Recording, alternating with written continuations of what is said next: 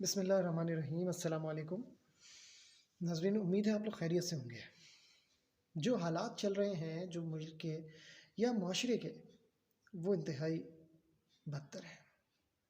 صورتحال یہ ہے کہ جو شخص اپنے سے کمتر کو دیکھتا ہے یا جس کے پاس طاقت ہے، وہ اپنے سے کمزور کو دبانے کی کوشش کر رہا ہے۔ تو کچھ بات یاد آئی، میں نے سوچا کہ وہ آپ کے ساتھ شیئر کرتا ہوں کہ فرعون تو آپ لوگوں کو یاد ہی ہوگا کہ فرعون کون تھا۔ فرعون حضرت موسیٰ علیہ السلام کے لیے ایک شدید اذیت کا باعث بننے والا شخص تھا، اور وہ ایک ایسا ظالم بادشاہ تھا جس نے نہ صرف موسیٰ علیہ السلام بلکہ اپنی جو رعایا تھی ان کو بھی ایک عذاب میں مبتلا کیا ہوا تھا۔ کیا ہوا؟ دریائے نیل دریائے نیل پر جس طریقے سے موسیٰ علیہ السلام کے لیے راستہ اللہ تعالیٰ نے بنایا، تو یہ خود بھی داخل ہوا یہ سمجھ کر کہ میں تو بادشاہ ہوں، میں نکل جاؤں گا، اسی طریقے سے میں موسیٰ علیہ السلام پر حاوی ہو جاؤں گا، لیکن اس کی عبرت ناک موت ہوئی۔ اپنے لشکر سمیت اس دریا میں وہ غرق ہو گیا۔ اسی طرح ایک نام ہے شداد۔ شداد ایک بادشاہ تھا، اور وہ بادشاہ جو تھا اس نے معاذ اللہ خدا ہونے کا دعویٰ کیا تھا۔ اس نے اپنے لیے ایک جنت بنائی، لیکن اللہ کی کرنی ایسی ہوئی، اس کی پکڑ ایسی ہوئی اللہ کی ذات کی، کہ دروازے پر جنت کے پہنچتے ہی شداد جو تھا وہ مر گیا، وہیں مر گیا۔ اسی طرح نمرود بھی ایک ایسا ہی غافل شخص تھا، ایک ایسا ہی بدتر آدمی تھا۔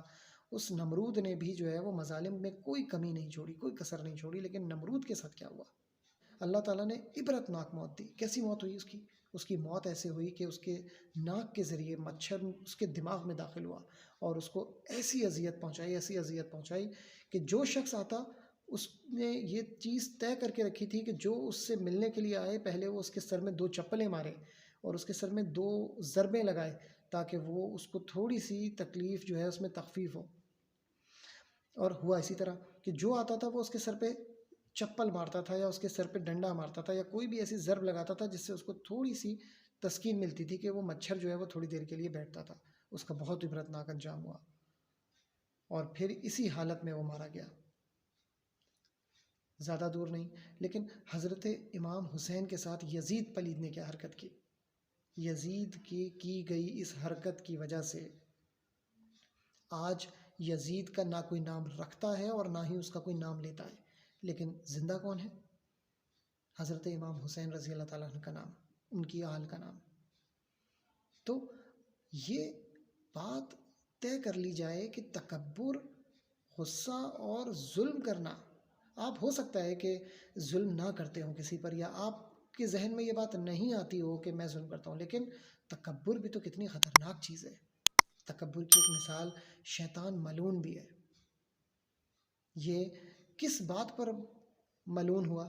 شیطان جو تھا وہ تو جنت کا خزانچی تھا نا، فرشتوں کا استاد کہا جاتا تھا اس کو۔ اس نے روئے زمین کا کوئی ایسا حصہ نہیں ہے جہاں سجدہ نہ کیا ہو، یا اللہ کی عبادت میں کوئی دن اس نے غافل چھوڑا ہو۔ لیکن ابلیس کے ساتھ کیا ہوا؟ ابلیس نے تکبر کیا، حضرت آدم علیہ السلام کو سجدہ نہ کر کے، اور اپنے آپ کو اعلیٰ اور حضرت آدم کو کمتر سمجھ کے تکبر کیا، اور تکبر کا نتیجہ کیا ہوا؟ اس کو ملعون قرار دے دیا گیا، اور قیامت تک ملعون ہی رہے گا، اور اس کا جہنم میں ٹھکانہ ہے۔ مقصد یہ ہے کہ ہم بہت آگے نکل جاتے ہیں۔ ہم جب طاقت ہمارے پاس آتی ہے تو ہم اس طاقت کا ایسا استعمال کرتے ہیں کہ ہم یہ نہیں سمجھتے کہ اگلا کمزور ہے، اگر ہم اس کے اوپر ذرا بھی ظلم ڈھاتے ہیں، یا اگر ہم اپنے طاقت کا استعمال کرتے ہیں، ہمیں نہیں سمجھ میں آتی۔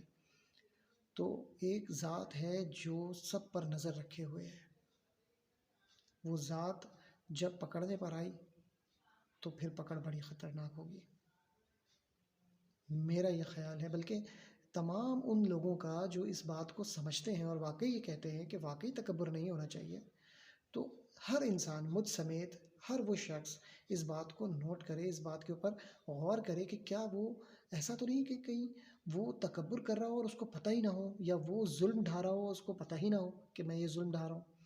محاسبہ کریں، سب ایک دوسرے کا محاسبہ کریں، خود اپنا محاسبہ کریں، اور ایک دوسرے کو اس بات کی تلقین کریں کہ اگر وہ طاقت رکھتے ہیں یا ان سے کوئی کمتر یا ان سے کوئی نیچے درجے کا کوئی شخص ان کو ملتا ہے، تو بجائے اس کے کہ اس کے اوپر تکبر کے ذریعے ظلم ڈھانا شروع کریں، اس کو اپنے ساتھ ملائیں.